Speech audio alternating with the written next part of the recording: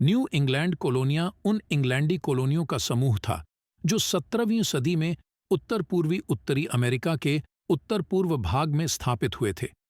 इन कॉलोनियों को उनकी विशेष धार्मिक और सामाजिक संरचनाओं से कहा जाता था। न्यू इंग्लैंड कॉलोनियों में शामिल थे मैसाचुसेट्स बे कॉलोनी 1693, जॉन विनथ्रॉप के नेतृत्व में प्यूरिटन्स द्वारा स्थापित मैसाचुसेट्स बे कॉलोनी क्षेत्र की सबसे महत्वपूर्ण और सफल कॉलोनियों में से एक थी। यह व्यापार, वाणिज्य और शिक्षा के लिए मुख्य केंद्र बन गई। प्लिमथ कॉलोनी 1620 पाइलग्रीम्स द्वारा स्थापित, जो विभाजनकारी धार्मिक स्वतंत्रता की तलाश में थे, प्लिमथ कॉलोनी क्षेत्र की सबसे पहली कॉलोनियों में से एक थी। मेबवलोवर कॉम्पैक्ट इस कॉलोनी के लिए मौलिक दस्तावेज था और इसे अक्सर 1621 में पहले धन्यवाद गिविंग से जोड़ा जाता है।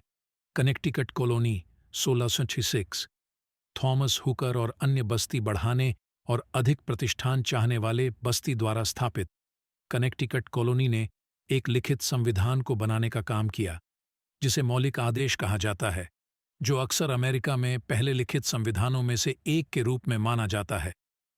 Rhode Island colony 1636 Roger Williams द्वारा स्थापित, जिन्हें मैसाचुसेट्स बे कॉलोनी से उनके असहमत धार्मिक दृष्टिकोणों के कारण निष्कासित किया गया था। रोड आइलैंड ने धार्मिक स्वतंत्रता और सहिष्णुता के लिए एक आश्रय स्थल बना लिया था। इसे आमतौर पर चर्च और राज्य के बीच धारा और राजा के निर्देश का सिद्धांत को आधिकारिक रूप से अपनाने वाली पहली कॉलोनी के रूप में जाना जाता है। इन कॉलोनियों में कई सामान्य विशेषताएं थीं। धार्मिक स्वतंत्रता, कई बस्ती धार्मिक स्वतंत्रता और अपने धर्म को इंग्लैंडी क्राउन के हस्तक्षेप से मुक्त रूप से प्रचारित करना चाहती थीं। हालांकि इस धार्मिक स्वतंत्रता की इच्छा अक्सर केवल कुछ धार्मिक समूहों के लिए ही थी और सभी कॉलोनियां विभिन्न विचारों का समर्थन नहीं करती थीं। आर्थिक क्रियाएं। न्यू इंग्लैंड कॉलोनियां पत्थरी भूमि और कठिन जलवायु के कारण खेती को कठिन बना देने वाले थे, इसलिए निवासी मछली, जहाज निर्माण, व्यापार और वाणिज्य जैसी अन्य आर्थिक गतिविधियों में आग्रही हुए। Town meetings. स्थानीय स्वशासन न्यू इंग्लैंड कॉलोनियों की एक सामान्य विशेषता थी।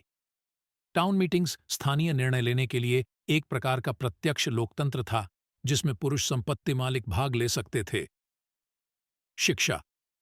न्यू इंग्लैंड कॉलोनियों ने शिक्षा पर महत्वपूर्ण बल दिया। स्कूल्स और विश्वविद्यालयों की स्थापना, जैसे कि 1636 में हार्वर्ड कॉलेज, शिक्षा और साक्षरता पर बल डालने की महत्वपूर्णता को दर्शाती थीं। न्यू इंग्लैंड कॉलोनियों ने संयुक्त राज्यों के प्रारंभिक इतिहास में महत्वपूर्ण भूमिका निभाई, जो लोकतांत्रिक सिद्धांतों, धार्मिक स्वतंत्रता और एक विशिष्ट क्षेत्रीय पहचान के विकास